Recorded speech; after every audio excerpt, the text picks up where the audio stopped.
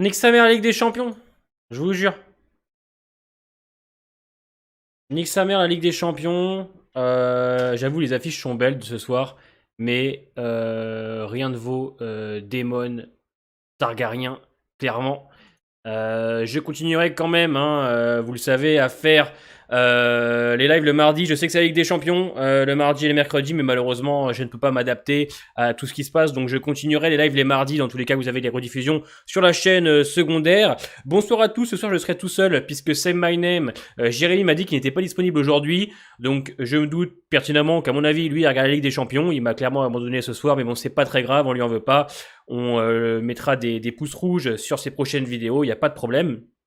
On va parler un petit peu ce soir ensemble. Alors je ne sais pas si on sera très nombreux, effectivement, parce que ce soir on a une affiche quand même qui est assez intéressante de la Ligue des Champions. On a qui déjà Qu'est-ce qu'on a? On a Paris-Juventus, c'est beau. Séville-Manchester City, excusez-moi. Celtic-Real et Salzbourg-Milan, effectivement, c'est pas mal. Surtout Paris-Juventus. Je dois admettre que l'affiche envoie. Et demain, je stream pas de toute manière, donc ça va. On est tranquille, je ne stream que jeudi sur Twitch. Je commence The Last of Us PS5 jeudi soir, donc n'hésitez pas à rejoindre la chaîne Twitch. Putain, j'ai du mal ce soir. Puisqu'on commence The Last of Us jeudi, c'est vrai que je stream quand même 3 à 4 fois par semaine sur Twitch, donc n'hésitez pas à venir, soyez curieux les amis, c'est très important en plus dans le sens où là-bas on va dire que j'ai un meilleur échange avec vous, puisque Twitch est à mes yeux un site de live avec une approche très différente de YouTube. Même si j'adore faire des lives sur YouTube, clairement, Twitch, il y a un côté un peu plus familial, un peu plus proche, peut-être parce qu'on est moins aussi. Mais voilà, là n'est pas la question. On va donc parler de cet épisode 3, donc de Game of Thrones, enfin le spin-off, hein, la maison du dragon, comme on dit en, je commence à 21h, Jasmine, tous les soirs. Vous avez mon planning dans l'onglet communauté de YouTube. N'hésitez pas à aller voir, c'est très important. C'est là où je parle à la commu. Et vous avez aussi sur mon Discord et Twitter. Il y a toutes les informations dessus. Donc voilà. Paris-Nantes à dos de dragon, c'est écolo. C'est vrai que c'est pas mal. Effectivement. Je suis d'accord. Qu'avez-vous pensé de l'épisode 3 de la maison du dragon, les amis? Dites-moi en commentaire rapidement ce que vous en avez pensé.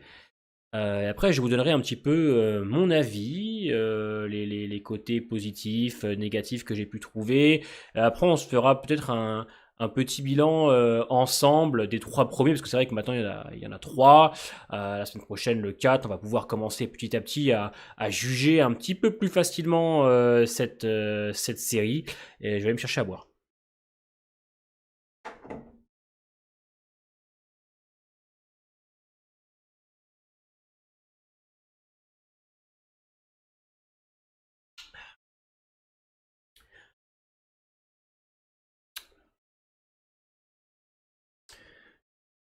Excellent mais pas masterclass car vous connaissez pas la suite. Le meilleur des 3.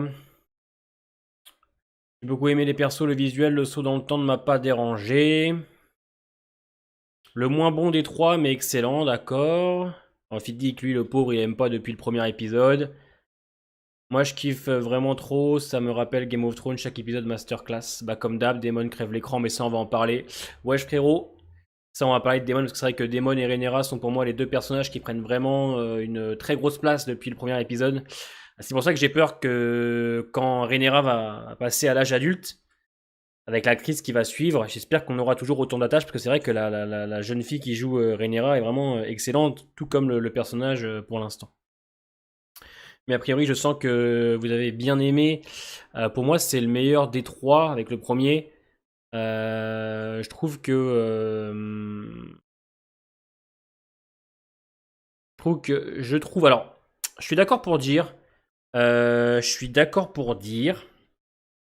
que c'est long. C'est long, mais en même temps, à l'image de la première saison de Game of Thrones, on met en place les personnages. Je vais vous dire qu'on met en place vraiment les intrigues. On met en place, on va dire, les futures intrigues. Puisque c'est vrai que à la fin de cet épisode 3, on sait pas trop sur quel pied danser non plus. On peut pas dire non plus qu'on sache vraiment où on va. C'est-à-dire que On se doute qu'Otto, lui, a des vues un petit peu, en tout cas, sur le trône. On sait qu'il y a de la tension entre le père et la fille, avec le frère, que certains personnages sont un petit peu bloqués dans la solitude, hein, clairement, comme le roi, comme Daemon, comme Rhaenyra. Mais on peut pas vraiment dire que pour l'instant, on aille vraiment quelque part. Je pense que c'est clairement à partir du moment où on aura un bond dans le temps, quand Rhaenyra sera adulte, Alicente, etc. aussi, qu'on pourra vraiment se positionner sur la suite de l'histoire. Là, pour l'instant, je prends vraiment les 3 premiers, comme la présentation des maisons, des personnages, des relations, des futures intrigues. Donc, merci beaucoup, Sonyz, membre depuis 13 mois, reste comme tu es, bientôt les 20K, tu gères. Merci à toi, mon ami. Donc, alors je ne trouve pas qu'il y ait un problème de rythme, moi, FitGeek, parce que pour avoir revu les anciennes saisons de Game of Thrones, c'est très très lent aussi, et surtout, en tout cas, la première saison. Donc moi je trouve pas. Clairement, mais après voilà, c'est les goûts et les couleurs, malheureusement ça ne se discute pas. Mais en tout cas, pour l'instant, j'aime bien le fait qu'on travaille les personnages, puisque à mes yeux, je pense que tout ce qu'on voit maintenant, c'est une préparation. Vous voyez ce que je veux dire? Pour moi, c'est une entrée. C'est l'entrée, clairement, quand tu vas au restaurant. C'est-à-dire que là, on met en place vraiment les relations, les personnages. Et quand on aura un bond dans le temps, là où, à mes yeux, l'histoire va vraiment commencer, on aura toutes les armes pour pouvoir apprécier, en fait, la suite de l'histoire. À mes yeux, c'est un peu comme une grande backstory de tous les personnages. Vous voyez ce que je veux dire? Bien évidemment, je parle pour une personne qui ne regarde que la série et qui n'a pas lu le livre. Mais quand je prends le 1, 2, 3, pour moi, c'est une grande intro, une grande backstory de pourquoi on en est arrivé là, quand il y aura donc le bond dans le temps. Et je trouve que c'est très utile, puisque je me doute pertinemment qu'à partir du moment où on aura ce bond dans le temps, quand les jeunes deviendront adultes, là, à mes yeux, la série commencera. Moi, pour l'instant, écoutez, je suis quand même convaincu de ce début de saison. J'ai quand même l'impression qu'on se fout pas de ta gueule. On te propose à mes yeux un spin-off de qualité quand même au niveau de l'écriture, des personnages, au niveau de la réalisation, au niveau de tout, hein, des décors, etc. Je trouve que franchement, pour l'instant, ce spin-off, elle est de qualité, hein. Alors, on verra bien évidemment par la suite. On est qu'au 3e épisode. Il va quand même en rester encore 7. Je me doute que les choses vont accélérer petit à petit. Mais écoutez, moi pour l'instant, je suis convaincu. Alors, on est encore au 3e, on est sur une saison de 10 épisodes, donc je pense que je commencerai vraiment à me positionner, en tout cas donner vraiment un avis, on va dire, définitif, à partir de l'épisode 5, à son milieu de saison. Puisque, à l'inverse du Seigneur des Anneaux qui est sorti vendredi, où les gens ont insulté cette œuvre au bout de 2 épisodes, moi je trouve que c'est un peu dur, clairement. Moi je laisse toujours au temps, à la série, en tout cas, de nous dévoiler son intrigue, ses personnages. Et on va pas se mentir, des épisodes d'une heure sur 10, bah, il y a des moments où oui, il faut prendre son temps pour amener en tout cas correctement les choses. Et je pense que c'est important. Malheureusement, je pense que maintenant, les gens ont aussi beaucoup l'habitude de séries. Alors attention, je ne parle pas pour tout le monde, je ne fais pas une généralité, je parle pour certaines personnes que je peux connaître. Maintenant, on a l'habitude des séries qui vont vite, qui perdent du développement, qui sont plus centrées sur l'action et autre chose. Et c'est vrai que, salut The Man, salut Elmina, c'est vrai que maintenant, quand on tombe sur une série qui prend son temps dans le développement, qui cherche à raconter des choses, des détails, etc., malheureusement, ça ne plaît plus aux gens, puisque on perd un peu d'action pour des choses un petit peu plus lentes. Mais je tiens quand même à rappeler, en tout cas, les amis, que Game of Thrones, pour l'avoir revu il y a quelques semaines, il y a des épisodes où c'est de la parlotte pendant 1 heure et les gens en faisaient faisaient moins de cinéma à l'époque. Alors attention, il est vrai que pour le spin-off de Game of Thrones, à comparaison du Seigneur des Anneaux, j'ai rarement vu des critiques sur le spin-off de Game of Thrones. Je ne vois que sur les réseaux, à vrai dire, des gens plutôt satisfaits et beaucoup de personnes qui retirent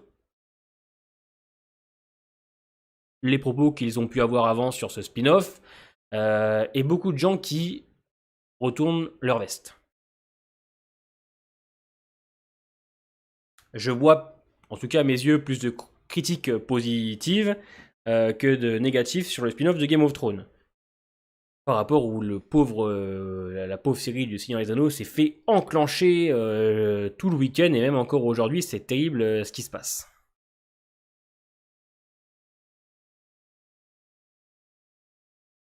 Bon, c'est un cas un peu différent, vous savez.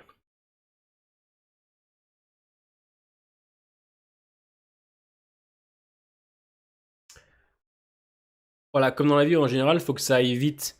Mais parce que je pense que les séries maintenant, beaucoup plus de séries aujourd'hui sont rythmées pour captiver le téléspectateur, euh, histoire de ne pas le faire décrocher. Mais putain, moi, excusez-moi, j'ai quand même vu des séries qui sont extrêmement longues, hein. Par exemple, Peaky Blinders.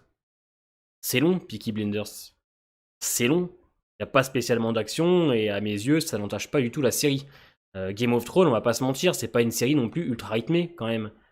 Donc, à mes yeux, par exemple, l'univers Game of Thrones, je parle bien évidemment sur l'univers de la télé, hein, pas des livres, c'est beaucoup de politique, beaucoup de parlotte, mais ça ne fait pas, pour moi en tout cas, une mauvaise série. Maintenant, je veux pas le nier non plus, c'est-à-dire que je vais pas non plus vous dire. C'est vrai que par exemple, moi qui fais des réactions, par moment, c'est un peu complexe. Dans le sens où c'est beaucoup de dialogue. Par exemple, pour vous qui le regardez sur votre canapé, l'épisode le lundi, bon, vous êtes bien, vous êtes chill. Mais pensez à moi, par exemple, qui suis debout, qui doit gérer la réac, etc., et qui regarde. C'est vrai que par moment, en termes de réaction et tout, c'est peut-être parfois un peu compliqué. Je m'ennuie peut-être un petit peu plus que vous, parce que moi, je suis dans des conditions différentes. Mais même moi, qui suis dans une condition différente, c'est-à-dire qui reste debout, qui se filme, etc., ça ne me dérange pas. Vous voyez ce que je veux dire? Je pense honnêtement que j'apprécierais sûrement plus les épisodes si j'étais couché pépère avec du popcorn et un coca, mais même en série, ça ne me dérange pas spécialement, même en réaction en tout cas. Donc, mais ça j'ai confiance Maël. Je me doute pertinemment que l'épisode, allez on va dire 7, 8, 9, 10 vont être des dingueries. Mais je pense que c'est important aussi, voilà, que la série prenne son temps et tout. Enfin, je veux dire, moi, ça me ferait chier qu'on balance directement le bon dans le temps et qu'on n'ait pas eu tout ce travail autour des personnages et tout ce développement. Alors, par contre, on va parler déjà pour moi du gros point fort de l'épisode. Même si tout ce qui est avec avec Otto, Viserys, Rhaenyra, c'est très bien. Je dois admettre que les 10 dernières minutes, les 10 dernières, avec Daemon, la petite bataille, avec le gaveur de crabe, ça donne un avant-goût de ce qu'on va avoir par la suite. Et c'était extrêmement bien. Extrêmement bien filmé. Euh, Extrêmement bien mise en scène. La musique qui accompagne, euh, on en parlera samedi prochain, Reine Maxine Mayfield. C'est-à-dire qu'on va faire un live avec Tokoi à partir de l'épisode 4. Donc, je dois admettre que c'était super. Vraiment un moment incroyable qui, pour moi, fait du bien, qui rajoute un petit peu de rythme, mais surtout pour le personnage de Daemon, etc. Je trouve que c'est un passage tellement intéressant pour lui, tellement badass, qui nous permet de comprendre que Daemon est un personnage sur qui euh, va falloir attendre de grosses dingueries. On va en parler un peu, ça, mon ami, sur le gaveur de crabe. J'ai eu des déceptions. C'est-à-dire que Daemon est un personnage déterminé, qui n'a peur de rien, qui serait prêt à mourir rien que pour son ego, qui refuse l'aide carrément de son frère. Alors, c'est vrai que conclure, on va dire, cette guerre qui a duré presque 2 ans, en seulement 10 minutes, je peux comprendre que ce soit un petit peu, on va dire, balayé rapidement. C'est comme le gaveur de crabe. Alors, je sais que par exemple, dans le livre, le gaveur de crabe, on le voit pas longtemps. Très bien. Mais ce qu'on lit dans un livre et ce qu'on voit en série, c'est différent, en tout cas en termes de ressenti. Et c'est vrai que quand tu présentes le gaveur de crabe à l'épisode 2 avec une mise en scène et un côté un petit peu, on va dire, très grandiose. Regardez le gaveur de crabe. D'ailleurs, qui portait un masque des harpies, ça a été confirmé, et qui n'a pas du tout la grise écaille, mais c'est plutôt des brûlures. Je me suis dit, au vu de ce qu'on voit avec cette fin d'épisode 2, tu t'attends à ce que le gaveur de crabe ait un réel impact par la suite. Alors il en a un pour le personnage de Daemon, mais alors pour le côté négatif, parce que je pense que c'est aussi intéressant de trouver des points négatifs, parce que voilà, c'est pas non plus parfait, mais si c'est très très bon, je dois admettre que j'ai une légère déception. C'est-à-dire que je pense que si on aurait rajouté 10 minutes de bataille et qu'on aurait offert en tout cas au Gaver de Crabe un face-à-face avec Daemon, au lieu de ne pas voir le combat, ça aurait été à mes yeux en tout cas un peu plus grandiose, un peu plus, on va dire, spectaculaire, comme a voulu être la scène finale. Parce que la scène finale, elle est aussi là pour montrer le côté grand spectacle de Game of Thrones et des batailles. Je veux dire, moi, la scène où t'as Daemon qui esquive toutes les flèches, les dragons qui débarquent, Corlys qui arrive, c'est fantastique. Visuellement, c'est fou, on va pas se mentir, c'est une dinguerie. C'est ultra bien chorégraphié, on comprend l'action, c'est beau visuellement. Donc c'est rassurant pour la suite, puisque vous le savez pertinemment, à mon avis, dans cette fin de saison, on vivra une grande bataille, et j'espère en tout cas, puisque ça ferait du bien, même si à mes yeux, on est obligé de faire des grandes batailles, style la bataille des bâtards pour que ça marque. Hein. On le voit très bien avec 10 minutes de fin qui étaient amplement suffisantes, je trouve.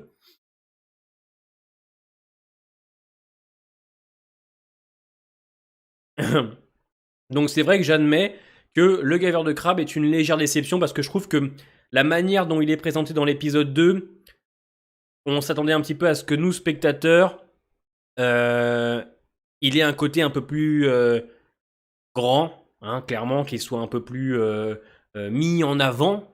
Là où, bon bah, on le voit 10 minutes avant de se faire complètement éclater par des bonnes en off, malheureusement. Mais voilà, je trouve que c'est un petit peu dommage. Et c'est vrai que, bon, alors, balayer un petit peu cette guerre qui s'écoule. Ouais, qui s'écoule depuis 2 ans. Ça se dit? Oui. Qui dure depuis 2 ans en seulement 10 minutes. Bon, voilà. C'est-à-dire que ça dure depuis 2 ans, Daemon n'y arrive pas, son frère veut débarquer, hop, d'un coup pour Daemon, allez, c'est la goutte de trop, il y va. Donc, voilà. Peut-être un petit peu rapide, mais on va pas se mentir, la scène est quand même ultra, ultra incroyable. Enfin, moi, j'étais scotché hein, sur mon siège, puisque, alors, j'ai pas été étonné de la qualité. Voilà, j'ai pas été étonné de la qualité parce que bien évidemment que je m'attendais à quelque chose de dingue, mais on va dire que même si effectivement c'était un petit peu rapide, c'est tellement grandiose en seulement 10 minutes que tu passes outre le fait qu'on aurait peut-être dû appuyer un petit peu plus la guerre. Mais bon, c'est pas très dérangeant. Puisque je pense qu'il va falloir s'attendre excusez-moi, donc à plusieurs bonds dans le temps dans l'épisode. Et c'est là où je voulais revenir sur quelque chose.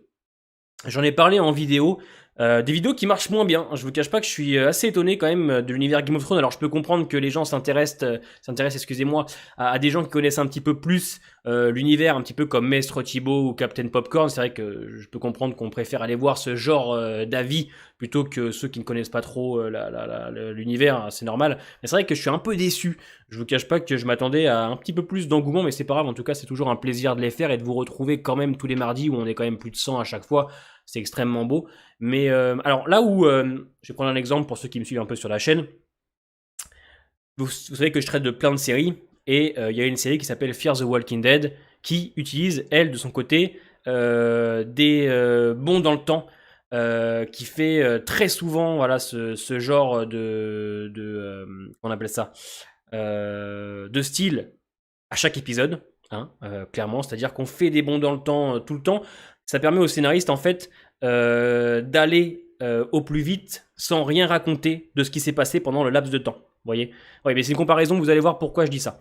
Donc on a deux scénaristes sur Fear the Walking Dead. Eux, c'est constamment des ellipses temporelles pour aller au plus vite et éviter de raconter des choses. Et je vous cache pas, j'ai été traumatisé, clairement. Là où je me suis dit, Game of Thrones, ce spin-off qui va se dérouler sur 28 ans, j'espère pas quand même que les scénaristes vont utiliser ça pour éviter de raconter des choses et aller au plus vite. Parce que moi, je le répète, je n'ai pas lu les livres. Et du 2 ou 3, on fait quand même, salut Chloé, un bond dans le temps de 2 ans. C'est énorme, 2 ans. eh ben, c'est comme si c'était écoulé une journée, tellement on continue à travailler les personnages euh, de manière aussi intéressante que les deux premiers. Moi, j'ai adoré dans cet épisode. Je pense que on parle beaucoup de Daemon, puisque c'est vrai, il a ce côté un petit peu. Euh, comment on pourrait dire ça je cherche mes mots. Excusez-moi, j'ai arrêté l'école très tôt. Daemon, il a ce côté, en fait, du typique personnage que tout le monde apprécie.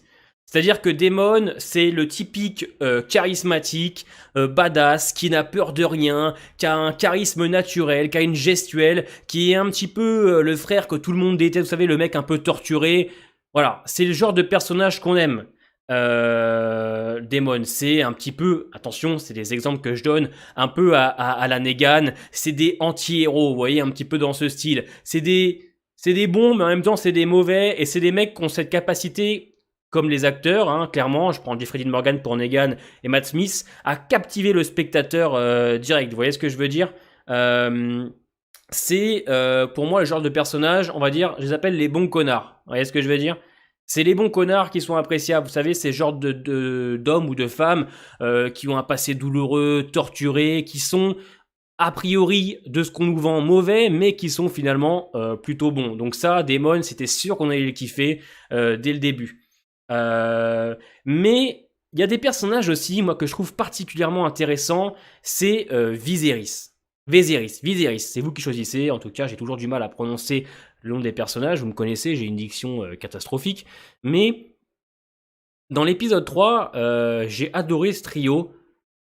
Daemon, Viserys, Rhaenyra, exactement, Flo. On va parler un peu de Matt Smith après, vous inquiétez pas. Et bien évidemment, Alicent, dont on parlera juste après. Mais je trouve que le roi Viserys,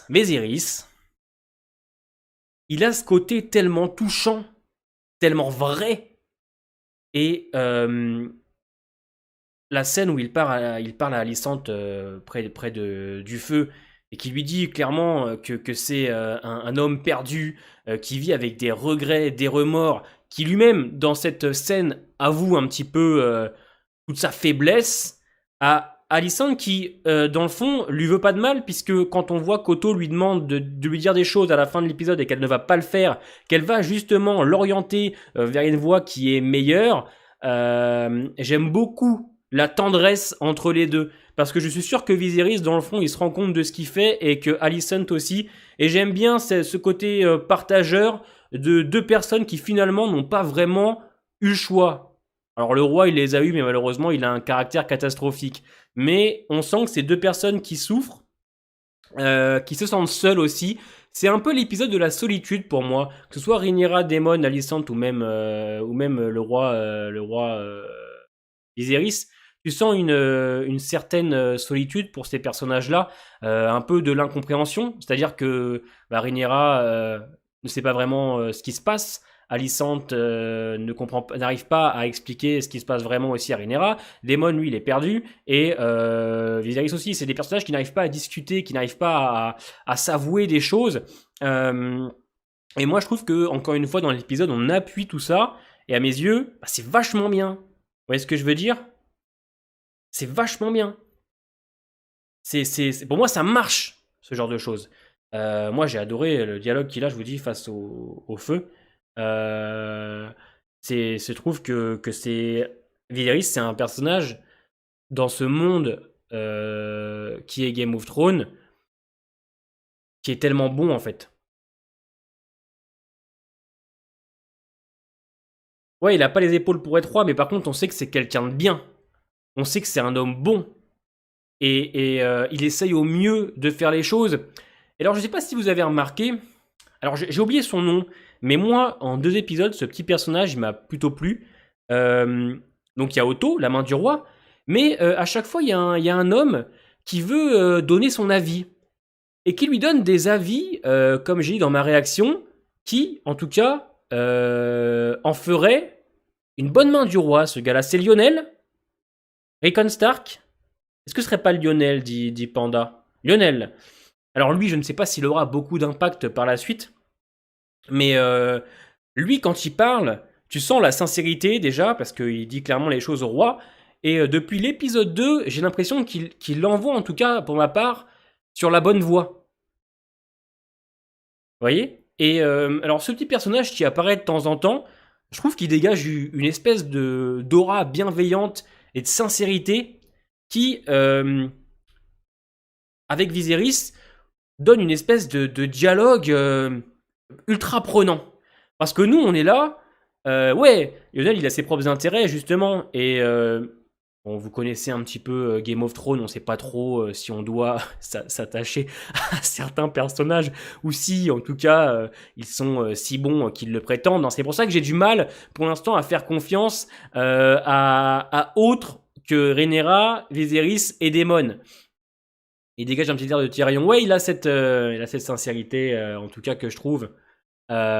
Et j'aime beaucoup quand il intervient, ce gars-là, puisque ça permet aux spectateurs de faire comprendre que la bonne voie, c'est peut-être celle-là.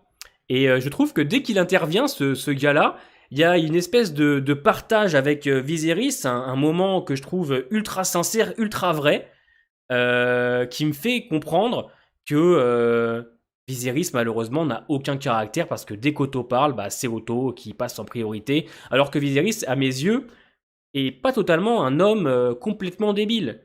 On le voit bien avec le dialogue qu'il a avec Safi à la fin, qui lui dit qu'il s'était trompé sur son compte, qu'il préfère l'avoir avec quelqu'un qui lui plaît. Je ne pense pas que Viserys soit totalement débile. Donc, oui, mais Otto, est-ce qu'on en parle vraiment? C'est-à-dire qu'Otto, pour l'instant, il apparaît pas tout le temps. Il apparaît, on va dire, 2-3 fois par épisode, mais on sent clairement la pression, en tout cas, qu'il met au roi et à sa fille. Et c'est vrai que Alicent est un personnage, Alicent, c'est ça, dont je ne parle pas beaucoup, parce que pour l'instant, elle ne s'est pas encore révélée. Et je sais qu'elle va le faire plus tard. Vous voyez, je sais qu'Alicent, à mes yeux, aura un gros rôle par la suite, mais je l'aime beaucoup, puisque pour moi, c'est celle qui est prise entre deux feux. C'est-à-dire qu'elle est prise entre les envies de son père, clairement, qui en a clairement rien à foutre de sa détresse, le malheur de Viserys, et la perte de son ami Rhaenyra. Donc elle subit, mais par contre, elle est plutôt pour l'instant bonne dans le fond. C'est peut-être pas le terme que j'aurais dû utiliser avec certains dans le chat, mais elle a plutôt bon fond, Alicent. En plus, pour l'instant, on peut pas dire qu'elle soit mauvaise. Je veux dire, à la fin, elle aide quand même à Viserys à prendre certaines positions. Donc,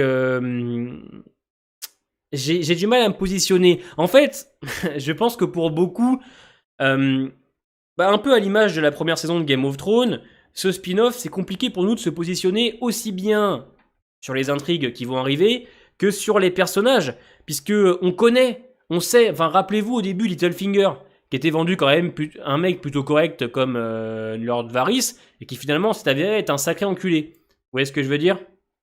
Donc, à mes yeux, il faut pas trop non plus, pour l'instant, avoir confiance en certains personnages, puisque vous vous doutez pertinemment que certains vont nous la mettre à l'envers. Vous voyez ce que je veux dire? On a l'habitude avec Game of Thrones. Donc du coup, moi, hormis un Viserys qui, clairement, a bon fond pour l'instant, et Rhaenyra, on va dire, au début, Daemon, bon, Daemon, voilà, c'est le gentil connard, comme je dis. Mais c'est compliqué pour l'instant. En fait, on peut se positionner sur les agissements de certains personnages, on peut commencer à comprendre vraiment ce qu'ils cherchent, mais c'est encore trop tôt.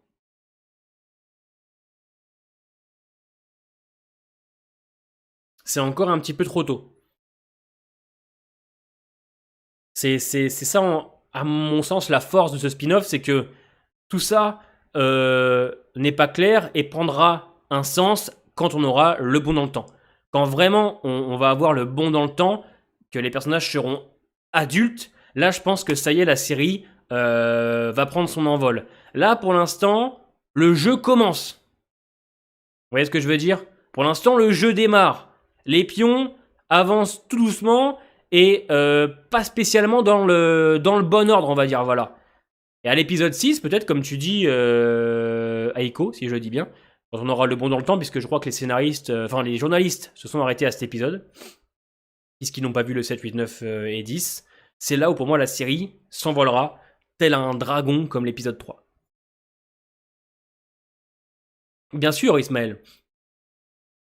Voilà, exactement, Olivier.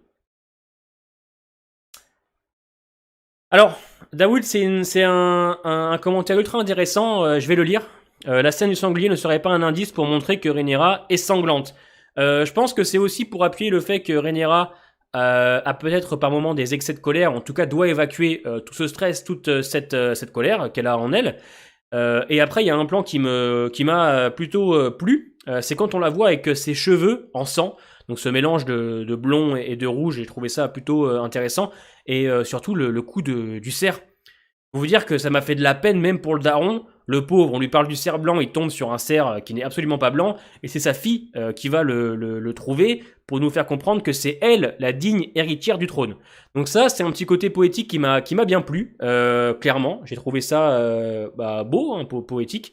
Et m'a fait encore de la peine pour le roi, parce que putain, je vous jure, il a quand même pas de chance. Hein. Il arrive même pas à abattre un... il arrive même pas à abattre un cerf. Le mec, on lui dit, allez, vise à gauche. Non, il s'est raté.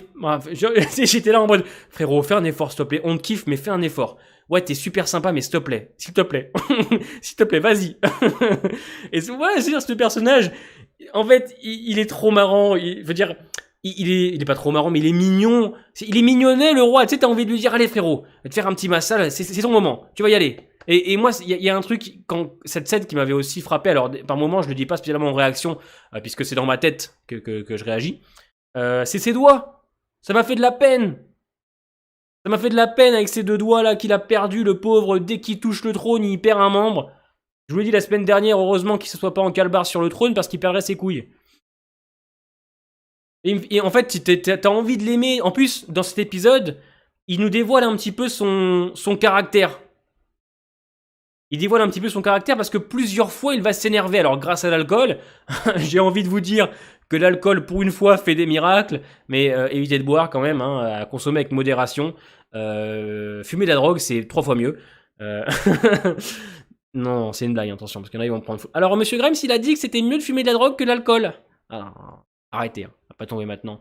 Non, mais vous voyez ce que je veux dire, c'est un peu le gros nounours. Et c'est un mec qui, dans le fond, a du caractère, quand même.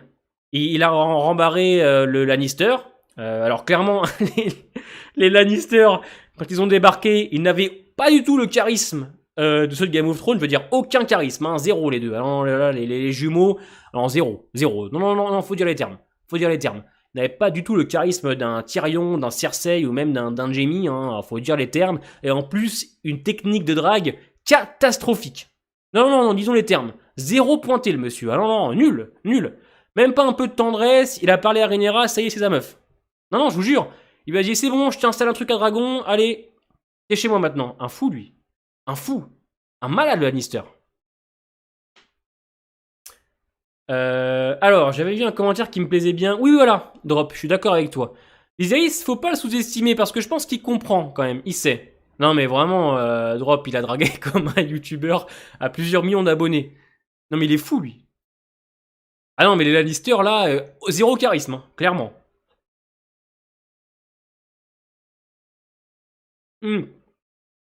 Si, on en a vu un, Xavier, au premier épisode, je crois. Ah, bonne question, Chloé. Est-ce que quelqu'un peut nous répondre est-ce que vous savez pourquoi Viserys n'a pas de dragon? Le pauvre, il a rien pour lui. À part sa gentillesse. Il est mort, son dragon, très Qu'est-ce que je voulais que je vous dise? Non mais on peut plus rien faire. Alors le pauvre, il a plus de dragon, il a plus de doigts, il a plus de dos, bientôt il a plus de couilles, non, on fait quoi? Qu'est-ce qu'on fait? Non mais la victime, non mais on l'adore, hein. On a envie de lui faire un câlin, tu sais, t'as envie de l'aider, t'as envie de le réveiller, mais à un moment donné, voilà, le pauvre, je veux dire, non mais vraiment, il a vraiment plus rien, quoi. Il peut même plus s'asseoir sur le trône, vous vous rendez compte? Il peut même plus s'asseoir. Il peut même plus s'asseoir, le gonze. Il tient même plus l'alcool. Non, c'est terrible. C'est terrible. Moi, j'ai envie de le secouer à chaque fois. Et c'est pour ça que la scène où il parle à Alissandre près du bûcher, ouais, exactement, j'étais... ça m'a fait de la peine. Ça m'a fait de la peine parce que là, tu vois, il est sincère, il lui dit, écoute, j'ai des regrets, j'ai des remords. Tu vois, il en peut plus, le gonze. Il en peut plus.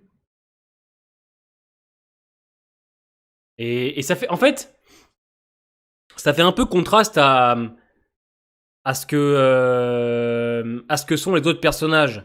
Durs, violents, mauvais. Lui, à côté, c'est un petit peu le petit rayon de soleil qui essaye de traverser toute cette monstruosité. Dès qu'on lui parle de politique, plus tard, non mais, jure, le mec, on lui parle de politique ou de trucs importants, oh ouais, plus tard, c'est la fête aujourd'hui. Bah en même temps, frérot, c'est quand même la fête depuis plusieurs années, c'est quand même le bordel là. Je veux dire, réveille-toi. Non, mais j'aime bien. Et puis j'aime bien la prestation de l'acteur qui est très bon. Alors il a un côté Ned Stark, et je pense que Ned Stark était quand même un peu plus dur, savait où il allait, là où le roi, on va dire depuis la mort de sa femme et de son premier bébé, c'est fini, finito pipo, on l'a perdu. Oui, oui, il voulait directement marier Rhaenyra à Aegon Otto. Alors parlons un peu d'Otto, si vous voulez. Vous voulez bien. En même temps, je vais pas trop vous laisser le choix parce que c'est mon Discord. Euh, c'est mon Discord, c'est mon YouTube, c'est mon live. J'en suis le roi. J'en suis le roi du trône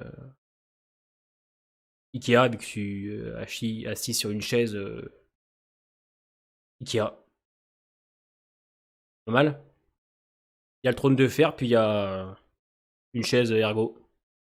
Ça pas vraiment le même style, mais franchement, si je m'assois, il y a un côté Jon Snow. Pourquoi Jon Snow? Parce qu'il s'est pas assis sur le trône. Alors, Otto, on va pas se mentir, l'acteur est excellent. Non, mais Otto, en vrai de vrai, il a une espèce aussi, vous savez, il, il, il a, alors, à comparer à Damon, à Matt Smith, Matt Smith a beaucoup d'expressions de visage et aussi une gestuelle. Vous voyez un petit peu son jeu avec les doigts, les mains qu'il a dans la fin de l'épisode 3. Otto, lui, c'est un mur, mais un mur qui, dans son regard et son sourire, nous fait comprendre plein de choses. À la différence d'un Matt Smith qui voilà, a une gestuelle, etc. Otto, c'est un mur avec un sourire, des petits rictus qui lui te font comprendre tout dans la gueule, exactement, Lufoxy, excuse-moi. Par rapport à Matt Smith qui lui, c'est dans la gueule, dans la gestuelle, etc. Otto, il a une espèce de froideur. Vous voyez ça se voit, il est bon aux échecs. Ouais, et à mon avis, je peux te dire qu'à mon avis, il va nous en faire voir toutes les couleurs celui-là. Et c'est ça que j'aime bien avec ce gars-là, c'est que, alors comparé aux autres, on peut pas dire qu'on le voit tout le temps. Hein. Otto, c'est 5 minutes par là, 5 minutes par-ci, etc. Mais à chaque fois qu'il intervient, ce gars-là, tu te dis, oula! Déjà, premièrement, parce qu'il a des idées totalement lunaires, qui lui, en tout cas, par rapport au roi, pense au futur. Clairement, Otto, lui, par rapport au roi, on va pas se mentir, il pense au futur. À son futur, puisque pour lui déjà c'est un petit peu gagné, étant donné que sa fille a eu un enfant avec le roi, donc Aegon, et qui, elle, en attend un deuxième. Donc c'est un mec qui pose déjà ses pions, comme nous dit Chloé, et qui va taper fort quand il en aura l'occasion. Que cherche-t-il vraiment Otto? Exactement, Kalessi, moi je suis d'accord avec toi. On ne sait pas vraiment ce qu'il cherche, pour l'instant. On ne sait pas vraiment ce qu'il cherche. Parce que actuellement, lui, même plus tard, il ne peut pas s'asseoir sur le trône. Que cherche-t-il vraiment? Je ne sais pas et on le verra par la suite, puisqu'à mes yeux, c'est le genre de personnage qui pose ses pions maintenant et qui gagnera sûrement une des parties en fin de saison. Exactement, Echo. Mais ça, on l'a compris, mais on va voir. Oui, il veut le pouvoir, mais c'est encore compliqué de s'engager dans une compréhension totale de ses agissements. Étant donné que pour l'instant, c'est quand même très compliqué pour lui de poser ses pions. Alors, il les a quand même posés. Hein. Pour moi, c'est le personnage qui a mis le premier qui a l'avantage. Et plus tard, va, à mon avis, révéler totalement son plan. Et c'est ce que j'aime en tout cas avec ce début de spin-off. C'est que il y a une manière de prendre son temps et de regarder ça comme si tu regardais une partie de cartes. Vous voyez ce que je veux dire? C'est ce que j'aime beaucoup avec ce spin-off. Alors, c'est exactement les mimiques, expressions traditionnelles et Matt Smith. Oui, dans le style, c'est ça. Dans le style, c'est ça. C'est-à-dire que c'est des acteurs. Alors, on peut spoil seulement l'épisode 3 de Rissou, hein, comme c'est marqué sur le chat, enfin sur le live. Par contre, si tu spoil le roman, tu prends un kickban et on ne te revoit plus jamais. Donc, évitons.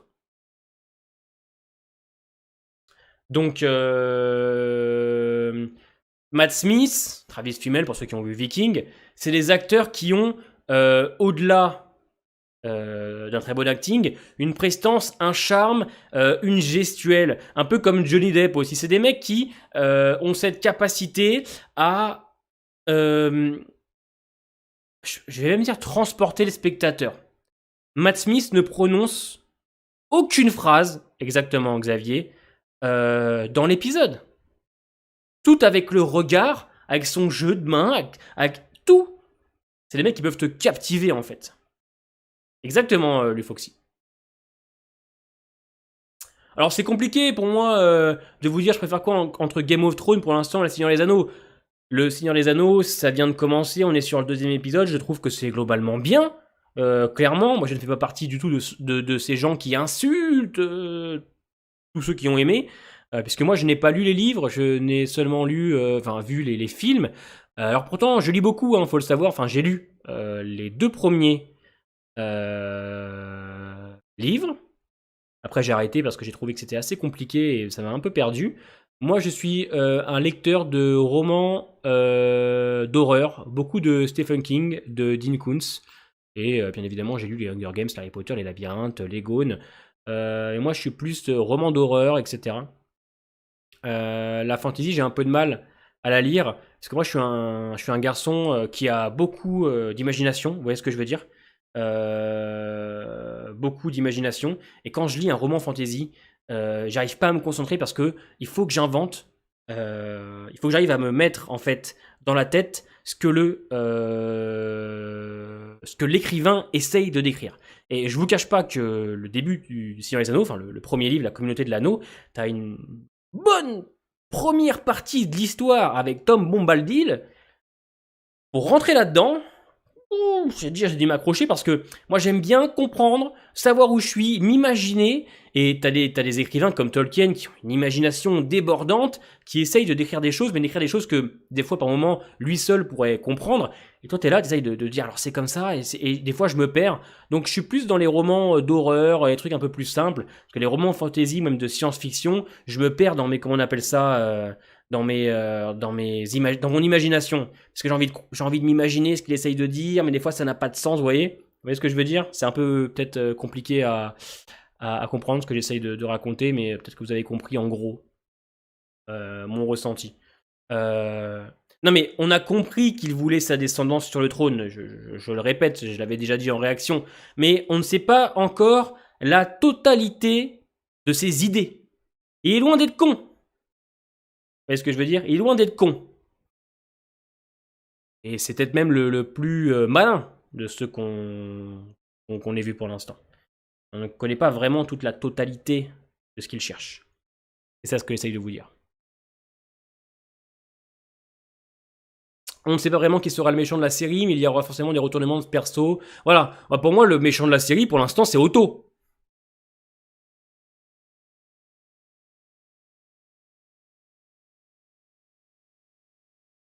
Pour moi, c'est le méchant de la série Otto.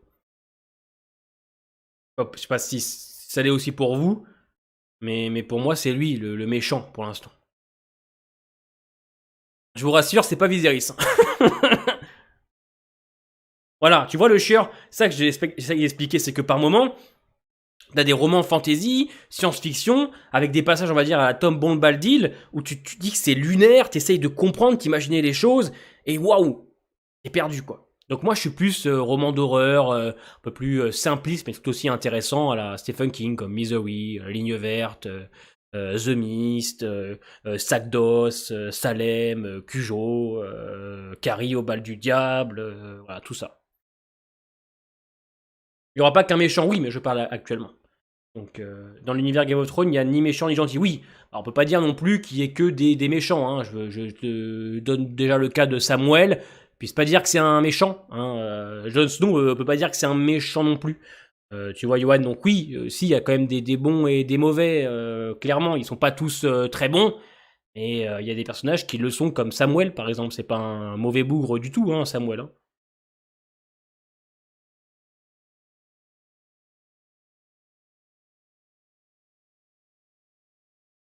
Non, par contre, je lis un autre, La vallée de Céricinet, un autre romancier que j'aime bien, c'est Dean Koontz. Dean Koontz.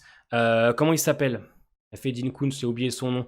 Ah si, c'est Dean Koontz le. Ouais, c'est lui. C'est un romancier que j'adore. Qui a fait plusieurs livres de l'étrange Hot Thomas. C'est super.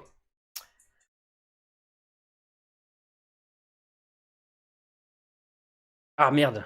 Courage, Vamp. C'est un petit peu. Je dirais pas que c'est l'équivalent de Stephen King, parce que Stephen King, c'est le maître de l'horreur encore aujourd'hui. Alors, c'est un peu moins ces derniers temps, parce que c'est vrai qu'il a sorti moins de romans qui m'ont marqué. Mais c'est un peu dans le même style et c'est intéressant, ouais. Oh, ça, c'est beau, ça! Ça, c'est beau ce que nous dit Tom. Parce qu'il est mono, ça, je pense. C'est Monsieur Grimes Live, Quentin. Il y a Tom qui nous dit si Viserys est un antagoniste, mais contre lui-même à cause de sa faiblesse. C'est beau. Exactement, Yohan, tu vois. Genre dans Game of Thrones, on a quand même, par exemple, Jorah. Jorah, c'est quand même plutôt une bonne personne. Ouais, je sais très bien, Tail. D'ailleurs, il y a des rumeurs comme quoi Henry Cavill, euh, qui d'autre? Charlie Hunnam, je crois, et merde, Elizabeth Olsen aurait été soi-disant approchée pour une saison 2. Alors si les trois rejoignent la saison 2, un banger. Un véritable banger, je vous le dis. On n'est pas prêt là. Ah ouais, on n'est pas prêt là. Se dirige-t-on vers un parallèle Game of Thrones? Bah, bah, après, vous dire que le spin-off revisite l'univers Game of Thrones, ce serait vous mentir. Pour l'instant, on est quand même sur des choses qu'on a potentiellement déjà vues, clairement, sauf que c'est une autre histoire avec d'autres personnages et des dragons en plus.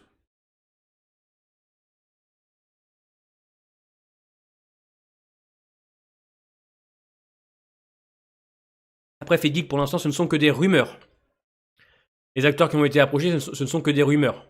Après, tu sais, Drop One, si par exemple, bah, il a le temps entre The Witcher et Game of Thrones, ils peuvent le faire. Hein.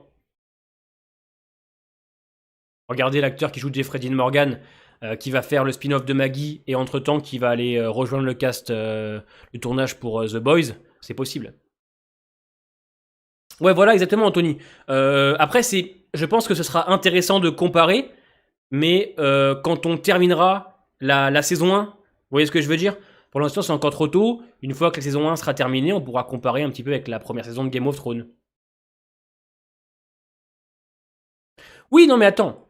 The Wildman, quand on dit que Viserys est faible, c'est que par rapport à ce que nous montre la série, oui, il est faible. Mais après, je l'ai dit depuis le début, enfin, oui, vous m'avez compris, Tom, il est pas con. Il le sait, tout ce qui se passe. Il le dit à Alicent. Il avoue, clairement, ce qu'il ressent et ce qu'il est encore aujourd'hui. Donc c'est un homme quand même qui est loin d'être con, qui est faible. Daemon lui a dit clairement à la gueule, et que si Daemon avait été la main du roi, il l'aurait protégé comme il se doit, comme un frère. Voilà, exactement. Mais c'est pas dérangeant. C'est pas un copier-coller, il y a autre chose. Après, ça renouvelle pas Game of Thrones, faut être honnête. Après, bon, renouveler Game of Thrones. Qu'est-ce qu'il faudrait? Je veux dire, bon, on reste dans un univers fantasy avec des dragons, des royaumes, des enjeux politiques. Je veux dire, bon, on peut pas non plus. Je veux dire, j'ai pas lu les bouquins, moi, mais bon, peut-être que le spin-off de Jon Snow apportera de nouvelles choses. Ou si jamais il y a un spin-off sur Arya, sur une histoire où elle voyagerait dans les terres inconnues, pourquoi pas. Mais je vois pas trop, parce que j'ai vu des critiques, et ça c'est assez drôle, de gens qui disent ouais, ça renouvelle pas Game of Thrones. Mais je veux dire, est-ce que vous attendiez de ce spin-off qu'il renouvelle quelque chose? Et moi, je m'attendais pas à une refonte complète, à un changement de. Enfin, je veux dire, moi, je veux Game of Thrones, quoi. Si je regarde un spin-off sur Game of Thrones, c'est pour du Game of Thrones. À la limite, et là, je prends encore un exemple, vous allez me tuer, mais bon, The Walking Dead, qui était la grande série concurrente de Game of Thrones à l'époque, euh, Walking Dead qui, à la limite, maintenant installe des variants pour rajouter une touche à un univers qui est installé depuis 11 ans avec la même chose, là je peux comprendre. Vous voyez ce que je veux dire? Walking Dead rajoute des variants parce que voilà, que les zombies qui sont lents, bah, ça n'apporte plus rien puisqu'on sait pertinemment que nos personnages qu'on connaît depuis 11 ans vont s'en sortir. Là, en rajoutant des variants, donc des zombies qui vont plus vite, qui ouvrent des portes et qui grimpent, ça va rajouter une nouvelle chose, ça va rajouter des tensions, des situations en tout cas plus délicates pour nos personnages. Donc là, je peux comprendre. Mais dans le spin-off de Game of Thrones, je veux dire, les gens qui se plaignent de ce côté où, bah, on revisite rien, mais c'est normal. Normal.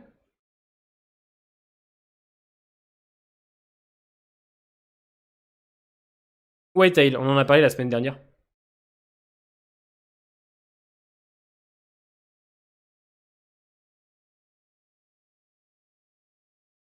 Moi, franchement, moi, je suis grave convaincu pour l'instant. Pour moi, la série, c'est un bon 8 sur 10. Hein. Il y a des défauts. Il y a des défauts, mais quelle œuvre n'a pas de défauts? Il y a quand même plus de positifs que de négatifs, à mes yeux, hein, attention. Ça, je suis d'accord. Anthony, ça, je suis d'accord.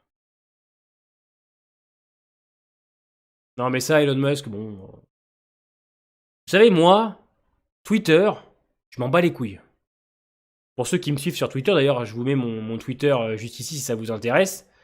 Je vous le mets là. Hop là, vous pouvez me follow si ça vous intéresse. Je mets mes plannings et je parle un peu. Twitter, j'y vais pas. Twitter, j'y vais pas. Twitter, j'y vais seulement pour partager mon planning, mes vidéos et parler de l'actualité de la chaîne. Le problème, c'est que sur Twitter, c'est un monde à part. Pour moi, Twitter. Vous voyez ce que je veux dire? Euh, Tout ce que je vois sur Twitter, je le vois jamais dans la vraie vie.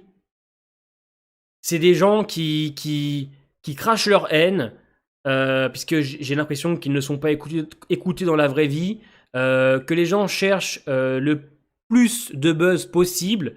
Là, Elon Musk, il savait pertinemment qu'en tweetant un truc pareil, il allait enflammer Twitter. Voilà. Twitter, c'est l'enfer. C'est intéressant pour la visibilité. Et grâce à Twitter, je ne vous cache pas que j'ai pu faire des vidéos à plus de 70 000 vues sur Walking Dead, par exemple, ça m'a beaucoup aidé. Mais Twitter, c'est un zoo. Exactement, comme dit Drop One. Moi, j'y vais que pour partager mon univers, etc. Je ne me bats pas en commentaire pour savoir qui a raison, qui a tort. Non, mais là, c'est Elon Musk, le chieur, c'est l'exemple que j'ai donné pour d'autres gens qui parlent. Musk, on savait pertinemment, comme je te dis, qu'en faisant ce tweet, il allait enflammer Twitter. On le sait. On savait pertinemment qu'il allait le faire. Donc vous avez mon Twitter si vous voulez aller me follow directement. On le savait. C'était pour le buzz, ce gars-là. Il serait bien que ça va enflammer Twitter. Mais ça, si on les anneaux, on en parlera samedi prochain, les amis, parce qu'on fera des lives avec Tokoi tous les samedis sur les épisodes à partir de l'épisode 4.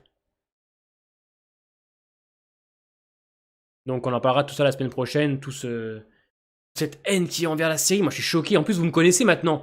Enfin, pour ceux qui me suivent depuis maintenant presque, bah, ça fera 3 ans fin d'année. En fait, on fêtera les 20K bientôt et l'anniversaire de la chaîne. D'ailleurs, cette année, ça va être cool. 3 ans de YouTube, c'est beau. Vous me connaissez, moi, je suis quelqu'un, je suis pépère.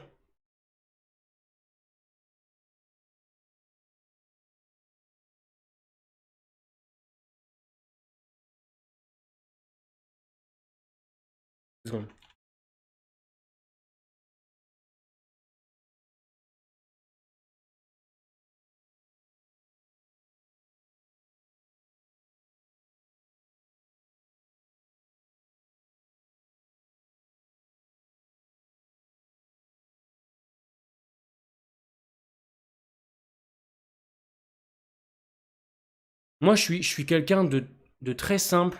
Je pense pas non plus être quelqu'un qui accepte tout, qui est laxiste, qui laisse. Non, non, il regarde pas, Chloé. Tout passer, vous voyez que j'ai quand même un petit côté critique. Je pense que c'est important de l'avoir. Vous voyez ce que je veux dire? Non, mais il vient pas. Say My Name, il me dit quoi tout à l'heure? Ouais, désolé, je peux pas venir. Comme par hasard, un soir de Ligue des Champions. Hein, il me prendrait pas un peu pour un con, celui-là? Bon. Donc, moi, voilà, moi, je suis quelqu'un de très simple. Je suis pas trop prise de tête. J'aime pas trop les dramas non plus. Mais je donne mes positions. Je suis lucide sur ce que je vois. Je critique aussi. Mais je trouve que l'acharnement qu'il y a autour des Seigneurs des Anneaux est un peu exagéré, sachant que la moitié des gens qui critiquent la série, je suis sûr, n'ont même pas lu, excusez-moi, les livres de Tolkien. Non, je regarde pas le teaser de l'épisode 4. Pourquoi? Puisque je vous cache pas que j'ai regardé celui du 3, et le 3 m'a déçu par rapport au trailer. Voilà. Donc je regarde plus les trailers. Alors moi je peux comprendre, tu vois que les gens ils comprennent pas certains trucs, mais c'est comme le mot woke ou le wokisme qui ne cesse maintenant d'être utilisé, etc. Oh, on en a marre, on en a marre. C'est le nouveau mot à la mode des gens qui n'ont pas d'argument. Alors on leur répète sans cesse que la série est une adaptation de l'œuvre de Tolkien. Adaptation, adaptation! Ils veulent pas le comprendre. Mais c'est comme pour la série The Last of Us. La série The Last of Us, il y a beaucoup de gens qui sont là à dire que ça va être woke, etc.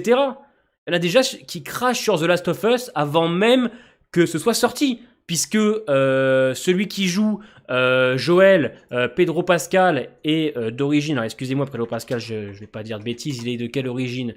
C'est pas un Chilien? C'est un Chilien effectivement, parce qu'il est chilien, puisque alors à leurs yeux, la jeune Bella Ramsey n'a pas de charisme. Tout de suite, ça y est, les mecs, mais c'est la nouvelle mode en fait, parce que j'ai l'impression que cracher sa haine sur Internet, ça défoule beaucoup de monde et surtout, ça enflamme en fait les réseaux sociaux et puis voilà, ça part en couille, etc. C'est la mode maintenant. C'est pour ça qu'en fait, moi, je suis bien content d'avoir créé ma petite communauté, d'avoir créé mon petit Discord où je peux parler avec des gens qui ont envie de discuter, qu'on n'ait pas les mêmes avis, qui ne sont pas là en tout cas à vouloir imposer leur avis aux autres, qui sont là pour écouter, qu'ils aient aimé ou pas. J'ai adoré cette série. Ah non, je me suis trompé de série, autant pour moi. Donc voilà. Non mais après, c'est pas une question de woke ou pas woke, Johan, moi je m'en fous de ce terme. Je veux dire, moi je m'en fous, vous me connaissez. Moi je pars du principe que dans une série télévisée, effectivement, si tu me fais venir un gay, une lesbienne, une transsexuelle, juste parce qu'ils sont gays, lesbiennes ou transsexuels, ça ne sert à rien. Je veux dire, moi je connais plein de séries avec des homosexuels qui ont un super développement et qui sont ultra intéressants. Là je peux comprendre que certaines personnes en aient marre, que par exemple, des séries Netflix notamment, on est toujours obligé de nous mettre en avant des gays par exemple, qui sont là juste pour être gays, c'est trop énervant. C'est trop énervant. Je veux dire, c'est pas parce que t'es gay que ça te fait de toi un trait de caractère, vous voyez ce que je veux dire? Alors, dans une série télévisée, je connais des homosexuels qui sont exceptionnels et qui sont ultra bien écrits, par exemple. C'est un exemple que je vous donne. Mais le Seigneur des Anneaux, ça n'a rien à voir. En plus, c'est même pas woke. C'est du délire d'entendre un truc pareil. Le wokisme, tu sais, c'est un délire. Non, c'est un délire d'entendre un truc pareil. Mais après, voilà, je m'en fous. En vrai, moi, vous me connaissez, je m'en tape la quiche. Bon, les gens pensent bien ce qu'ils veulent. Voilà, Aaron. Il est gay dans The Walking Dead. Mais c'est pas marqué gay sur son front. C'est ultra intéressant en plus son développement, etc. Non, mais puis en plus, je veux dire, là, à ce qui paraît, Galadriel, c'est une femme qui est trop mise en avant, etc. Mais attendez, excusez-moi, on parle des femmes dans les séries télé, etc., qui sont badass, hein? Je veux dire, excusez-moi pour ceux qui ont vu Peaky Blinders, Tante Polly, Daenerys dans Game of Thrones, Brienne dans Game of Thrones, Michonne dans The Walking Dead. Je veux dire, les femmes, on en voit tout le temps dans les séries. Mais là, les mecs sont subjugués parce que, soi-disant, Galadriel n'est pas une combattante pour l'instant. Attendez. C'est chaud quand même. Alors il y a une différence, comme dit Fiddick, avec les Arya. Enfin, je veux dire, putain, la femme a autant sa place qu'un homme dans une œuvre. Je veux dire, c'est pas parce que c'est une femme qui est l'héroïne que tout de suite c'est woke. C'est terrible. Terrible. Enfin, moi, en tout cas, je trouve ça terrible. Après, les gens pensent bien ce qu'ils veulent, je m'en tape, moi. Mais moi, je trouve que cet acharnement est quand même terrible, quoi. C'est dingue, hein. Ah, putain. Cersei. Cersei, mais après, pour être honnête, je n'ai vu ça que sur Twitter, dans le sens où, bah, à mon grand étonnement, bon, la réaction de Cienzano a été un four, mais je n'ai reçu aucun commentaire agressif.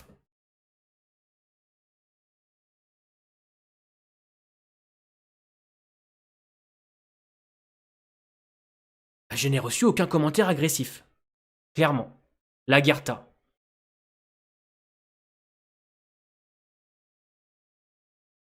Voilà, après, si les gens ont quand même le droit de s'exprimer, on va pas leur enlever ça, bien sûr. Mais je trouve que les gens sont très durs.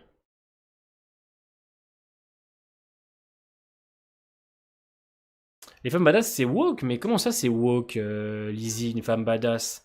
Les femmes badass, ça existe depuis les années 70, bien avant. On en parle d'Hélène Ripley dans Alien? On en parle de Sarah Connor dans les Terminator? De Buffy? Récemment, il y a eu une polémique là. Oui, polémique parce que dans GTA, on allait contrôler une femme. Si les mecs sont frustrés parce qu'ils vont contrôler une femme, putain, c'est terrible, hein. Après, voilà, c'est. Brienne de Torque, Xena, ouais. Ah ouais, moi, Je peux comprendre que certains en aient marre peut-être des séries Netflix très adolescentes, euh, où voilà, par moment, bah, t'as plein de communautés qui sont très mal représentées, elles sont représentées juste parce qu'elles le doivent, sans fond derrière, ça je peux comprendre. Ça je peux comprendre vraiment. Notamment les séries pour ados de 15-16 ans où t'as un personnage homosexuel juste parce qu'il est homosexuel. Ça c'est marrantise. C'est vrai, c'est marrantise. C'est un truc qui m'énerve. Moi j'aime la profondeur, j'aime le développement, vous voyez. J'aime la subtilité.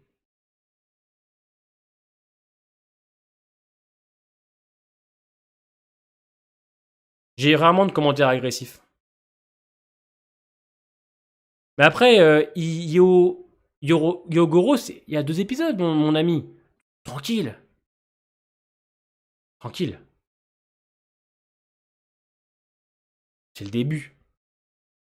Les gens s'indignent en mode c'est de la merde sur 2 épisodes. Tranquille, attendez. Des fois, je pense qu'il faut aussi laisser le temps à la série.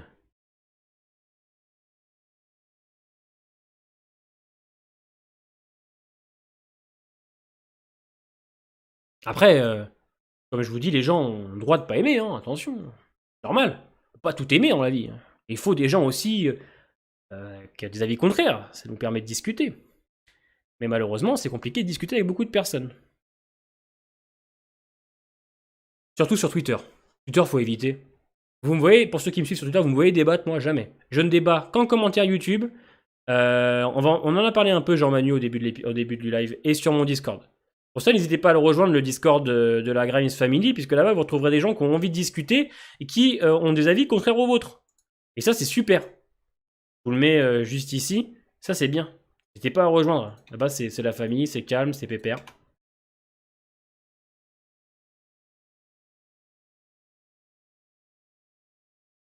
Mais ouais, voilà.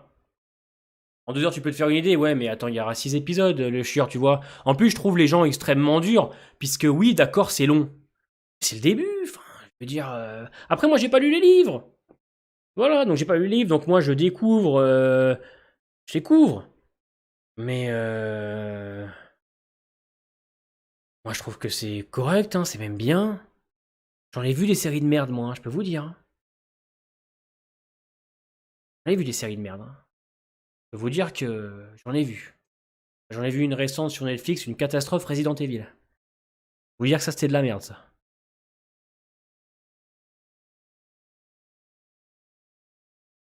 On devient très difficile. C'est une bonne question, Jorel. Est-ce qu'on ne dirait pas un peu difficile?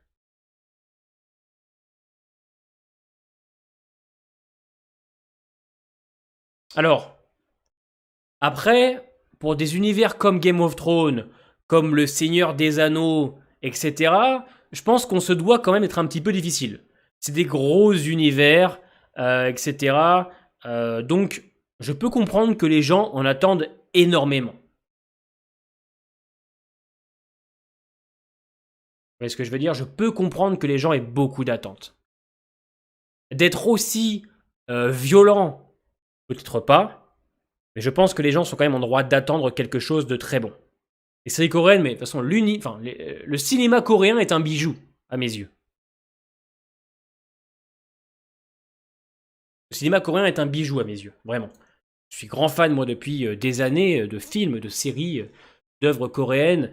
Pour moi, c'est actuellement, je dirais pas les meilleurs, mais ils sont au moins dans le top 3 sans aucun problème. Voilà, il faut avoir les attentes. Je vous donne un exemple. J'ai déjà vu Gomorrah, c'est parfait du début à la fin. Je vous donne un exemple. The Walking Dead saison 11C, je l'attends de pied ferme. Et j'ai des attentes qui sont là. Et pourtant, c'est de la merde depuis maintenant 2-3 ans. Et c'est normal qu'on ait des attentes. Et je pense qu'il faut en avoir parce que malheureusement, si on n'a plus d'attentes, ou si elles sont trop basses, on se contenterait de rien. Non, fier non, fier non. Vous voyez ce que je veux dire?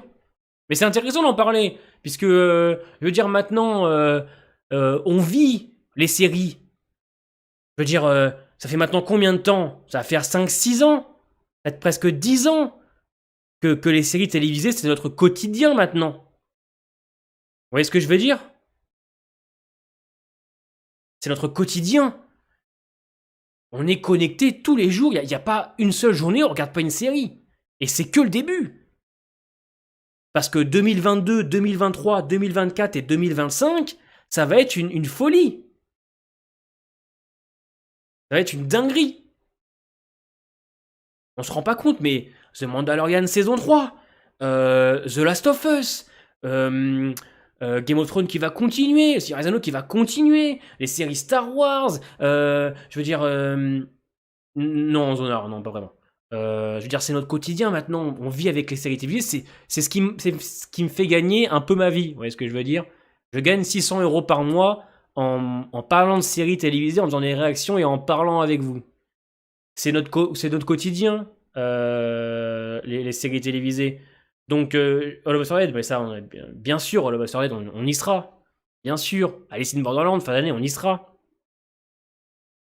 Donc, je peux comprendre qu'on ait beaucoup d'attentes, puisque on voit des séries. Alors, c'est normal. Quand on voit des séries comme Breaking Bad, The Walking Dead dans ses grands moments, Game of Thrones, Better Call Saul, des séries comme Peaky Blinders ou des séries de qualité avec des personnages forts, une réalisation qui fonctionne, un vrai scénario. Normal qu'on ait des attentes de plus en plus hautes étant donné la qualité des séries qu'on voit. Euphoria, Squid Game, même si c'est surcoté. Vous voyez ce que je veux dire? C'est normal qu'on ait des attentes puisque on mange de la qualité avec les séries télévisées maintenant. Bon, pas exagère Rock. Exactement, Lizzie. Vous voyez ce que je veux dire? C'est normal qu'on soit dur. C'est normal parce que je pense que Westworld, Lost, Mr. Robot, j'ai pas vu mais je me doute bien.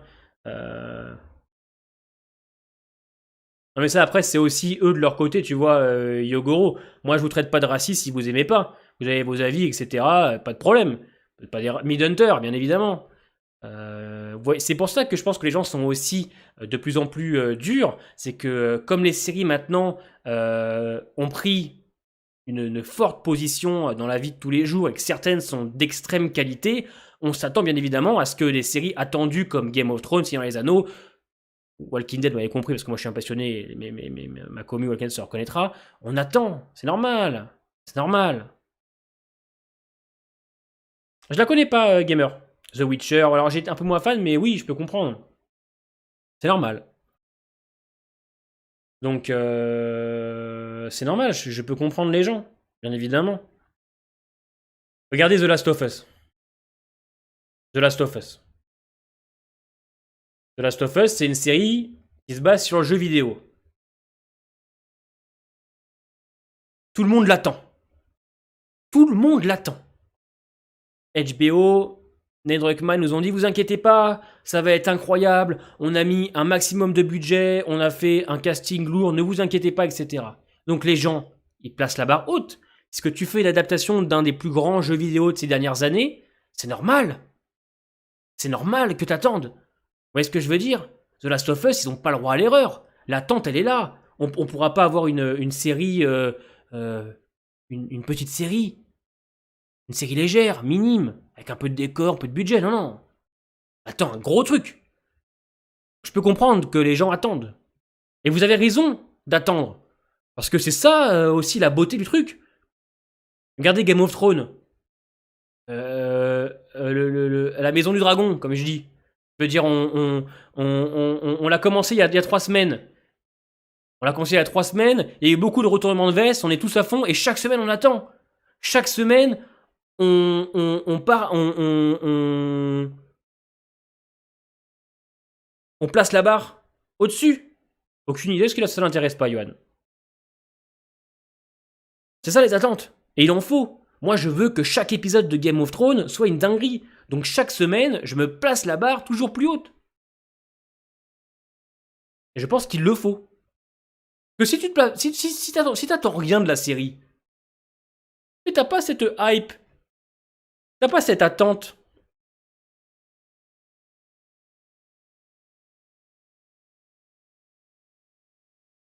Vous voyez ce que je veux dire? Ouais, mais tu vois, Xavier, ils ont investi plus de 200 millions de dollars quand même dans The Last of Us.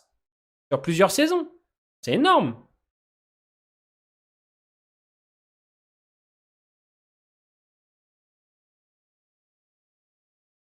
Donc les attentes, c'est important. D'ailleurs, vous devriez toujours avoir des attentes. Sur n'importe quel truc. Les attentes, l'espoir, c'est important. Sinon, si tu t'enlèves tout ça, qu'est-ce qui te reste? C'est-à-dire que t'attendrais une série en mode ouais, bon, bah on verra. Quel plaisir, vous savez, d'avoir cette comment on appelle ça, cette petite pression dans le ventre quand tu lances ton épisode et que t'es prêt. Hein? T'es là, tu lances Game of Thrones tous les lundis, t'as ces petits papillons là dans le ventre, tu dis ah c'est, putain on y est. Et on te récompense avec des fins d'épisode comme le numéro 3. C'est trop bien. Arcane, moi je regarde Arcane, c'est un délire ce que ça procure. C'est trop bien. Genre Walking Dead, là je suis comme un gosse, j'ai la hype, ça va peut-être être nul, ça sera peut-être même nul. Mais nique sa mère. Là dans mon ventre c'est la folie. Qui n'attendait pas le spin-off de Game of Thrones? Elle était là, attends, ça y est on y est. The Last of Us, quand ça va arriver petit à petit, on va être là. Ça va être chaud. C'est l'espoir, c'est l'attente, c'est trop bien. Voilà, c'est excitant, comme tu dis, Diop. À ce côté adrénaline, excitant, de stress, de découverte, un peu de l'inconnu, c'est trop bien. C'est pour ça que j'adore aussi les séries qui sont diffusées une fois par semaine. Parce que tu peux rêver pendant une semaine, t'es pas obligé de tout enchaîner, comme les sorties sur Netflix. Une fois par semaine, c'est trop bien. On se retrouve tous les mardis en live, on est plus de 100, on discute, etc. C'est trop bien, moi j'adore. Voilà, les vidéos réactions, ça nous réunit, les lives que je fais tous les soirs sur les séries télévisées, là on va faire Seigneur les Anneaux, on fera The Last of Us, Alice in Borderland, on va faire plein de trucs. C'est trop bien, j'adore ça. Oui, ça peut aussi nous décevoir, c'est vrai, Zonar. Mais c'est un peu aussi le jeu, tu vois. Et oui, tu vois, AOTA, on va t'appeler Roi, c'est bien. Tu vois exactement, comics Gordon. Enfin, moi, je sais que lui, qui est fan de Marvel et d'autres univers, je sais que lui, à chaque fois qu'il lance une série Marvel, il doit avoir des attentes terribles et il a des papillons dans le ventre. C'est ce côté, tu vois, où tu te dis, putain, l'attente, c'est super. Alors moi, j'ai arrêté Marvel puisque ça me touche plus. Mais je sais que Comics Guardian, quand il s'attend une série, il est là, il la veut. Et ce côté attente, ce côté théorie, comme il fait, c'est papillons dans le ventre, c'est trop bien. C'est trop génial. On théorise, On attend toutes les semaines, on fait des rencontres aussi. Enfin, je veux dire, après on fait des... pas vraiment, Fofo, c'est des rumeurs pour l'instant. On fait des rencontres avec d'autres gens, on crée des petites communautés, on en parle ensemble, on discute, etc. C'est la magie de... C'est la magie, quoi, c'est ça qui est bien. J'ai maté Black Summer, ouais. Bon, alors Miss Hulk, j'ai pas vu chez Hulk. On m'a dit que c'était pas dégueu. Peut-être que Comics Gordon pourra nous le dire. Merci, Vamp, pour les papillons dans le ventre. Merci beaucoup. J'en ai plein en ce moment. Je sais pas, j'en ai plein parce que je vous cache pas que le vendredi, Seigneur les Anneaux, le lundi, Game of Thrones et bientôt The Walking Dead. Non, la vie est belle. La vie est belle. Ensuite, début 2023, The Last of Us, fin 2022, Alice in Borderland. Non, la vie est vraiment bien. Le doigt pour... Non, mais si t'as pas vu Amy, il a 2 doigts coupés, le roi Viserys. Salut Joe.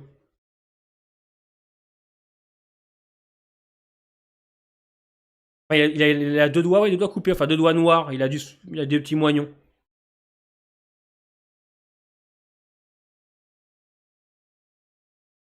Ah, merde. Bon. J'ai entendu des trucs comme quoi c'était pas ouf. Malheureusement, j'ai décroché Marvel. La seule chose que je vais regarder, c'est peut-être le retour de Daredevil à la prochaine série Daredevil, même si j'ai un petit peu peur que ce soit édulcoré. Mais niveau Marvel, pour l'instant, il n'y a rien qui me chauffe, à part le film Blade, le prochain film Blade avec Ali, et, euh, et les prochains Avengers, etc. Mais je ne cache pas que tout ne m'hype pas. Moi, Marvel, j'ai arrêté parce que bah, je prends plus de plaisir. J'ai décroché l'épisode 3 de Moon Knight. Vous voyez. Andorre, je suis pressé. Vraiment. Parce qu'Andorre, je sens que ça va être très bien. Black Panther 2, je vais aller le voir, bien évidemment. Bien sûr. Ça a l'air vachement bien. Ah oui, Daredevil revient pour une série en 2024, je crois. Voilà.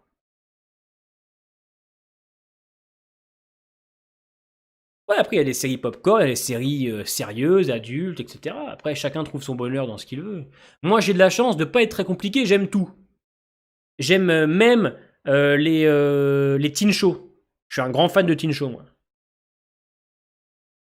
Ah oui, bah de toute façon, il y avait des rumeurs comme quoi, à ce qui paraît, il serait en discussion, mais j'avoue, l'univers Harry Potter en série, des réactions de seigneur.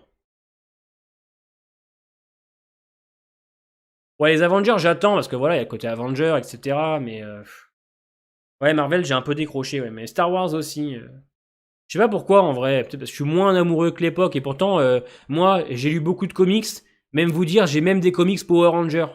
Oui, oui, messieurs, dames, ça existe, et j'en ai quelques-uns, j'adore les Power Rangers, les comics, etc. Et c'est un univers qui me plaît beaucoup, les Power Rangers. Vraiment, et je rigole pas, c'est pas une vanne. Je connais les séries par cœur, les univers par cœur, les Sentai japonais par cœur. Et j'aimerais vraiment une série Power Rangers adulte comme les comics Power Rangers. C'est pas une blague, vous allez rire. C'est pas une blague. C'est Netflix, ils vont bosser sur un projet Power Rangers. C'est trop bien qu'ils fassent un petit côté adulte comme les comics. Ouais, messieurs, dames, des comics Power Rangers. Ils sont vachement bien en plus. Et ouais. Je vous parle pas des Power Rangers. C'est pas les Power Rangers de la télé, c'est des Power Rangers. C'est plus adulte. C'est des comics qui sont super. Et j'ai décroché avec le temps. Oui, j'ai vu ça, Katerina. Ouais, ouais, de ouf, comics. J'ai vu d'ailleurs que tu en avais quelques-uns. Je suis un grand fan aussi, j'en ai plein à la maison. Ouais. Alors le film des Power Rangers, il est loin d'être dégueu. Clairement. C'est pas un mauvais film. Il n'y a pas des... Pas toujours parfait, mais c'est loin d'être nul à chier. Pour un fan de Power Rangers, c'était loin d'être nul. J'aurais aimé une suite. Mais ils vont faire une sorte de reboot, je sais pas quoi, j'ai pas compris. Bioman, c'est mieux. Donc là, on sent que Jorel, il a à peu près 55 ans.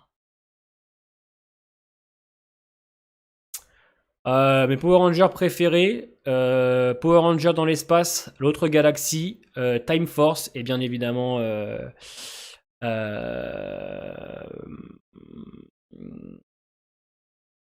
ah putain, sérieux moi?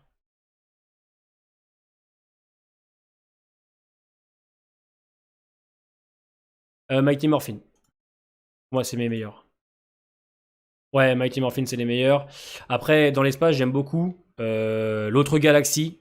J'aime beaucoup dans l'autre galaxie. En plus ils ont rajouté le Power Ranger Titanium qui a été une invention, une première invention en tout cas de la part des scénaristes américains. Donc c'est très bien. Mais j'adore les gens de plus de 50 ans. J'ai mes parents qui ont 55 ans. Un grand fan des gens qui ont 55 ans, hein, attendez. Ça y est. On va balancer Monsieur Grimes. Ouais, alors Monsieur Grimes, il n'aime pas les gens depuis 50 ans. Non, non. Merci beaucoup, Mike, ça fait plaisir. On se voit mardi prochain pour la suite de l'épisode de Game of Thrones. Non, pas encore, Lizzie, parce que moi j'aime tellement de choses que les tops, c'est pas possible. Quelle heure il est? 22h14. On va conclure jusqu'à 22h30 ce live. On va revenir un petit peu une dernière fois sur l'épisode 3. Vous allez me donner vos personnages préférés des 3 premiers, hein, pour l'instant, vos préférés. Votre épisode préféré et vos moments préférés. C'est tout. C'est tout. Alors, mes critiques sont purement amateurs. Je le sais, moi je n'ai pas fait d'études dans le cinéma ni rien. Je parle de séries et de films comme je les vois. Je le fais avec le cœur. Je le fais peut-être pas avec la meilleure analyse, avec la meilleure des pertinences, mais en tout cas c'est fait maison avec le cœur. Voilà. Je pense que c'est un petit côté qui fonctionne. Alors, Alicent, épisode 1. Ah oui, épisode 1 quand même, je crois que beaucoup préfèrent le 1.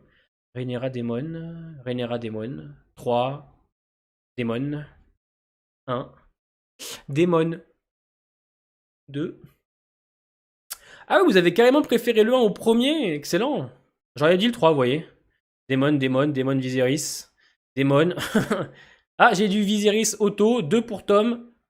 Finale de saison 3 avec un final de l'épisode 3 avec un démon qui porte l'épisode sans un mot. Démon. Rhaenyra démon. 3 démon. Il y a quand même beaucoup de démons quoi. Le 3 j'adore. Rhaenyra. Démon. L'épisode 1 pour beaucoup. Le 1 pour beaucoup. Scavax épisode 3 pour Scavax.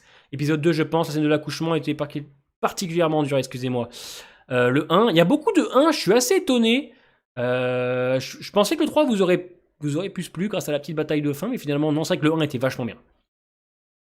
Daemon, ouais, Daemon c'est ouf, hein, mais je pense que Daemon il nous a tous. Merci Scavax. Le 1 nous a tous plu. Et le Daemon, je pense que c'est une évidence, hein, c'est le meilleur quoi. Après, Rhaenyra est super, hein, j'adore. Hein.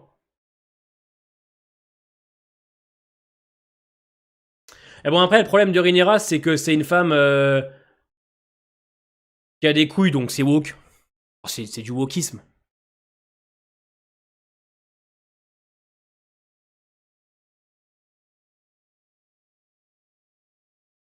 Ah, la mention pour Lionel, j'aime bien.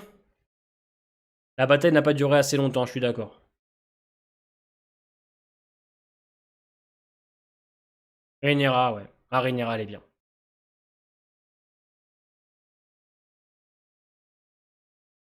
Ah ouais, d'accord, le prince mort-né. Qu'on a vu approximativement 2 secondes. Ah ouais, Scavax, après tu vois, c'est les goûts et les couleurs. Moi, je ne me suis pas encore trop posé la question. C'est vrai que j'ai préféré Game of Thrones, moi, mais j'ai aimé Seigneur des Anneaux aussi. Merci, Chloé. Il y a quand même. Alors, il y a beaucoup de Rhaenyra, de Daemon et d'épisode 1. Donc pour l'instant, si on fait un peu le décompte pour vous, les meilleurs, c'est Rhaenyra et Daemon et l'épisode 1. C'est une très jolie fille, oui. Le mec qui s'est fait écraser par la patte de dragon. Ah, ça m'a fumé quand il dit Mon prince, viens me sauver. Et il en avait rien à foutre. Hein. Il l'a écrasé, mon pote, alors qu'il l'a très bien entendu. Hein. C'est un menteur.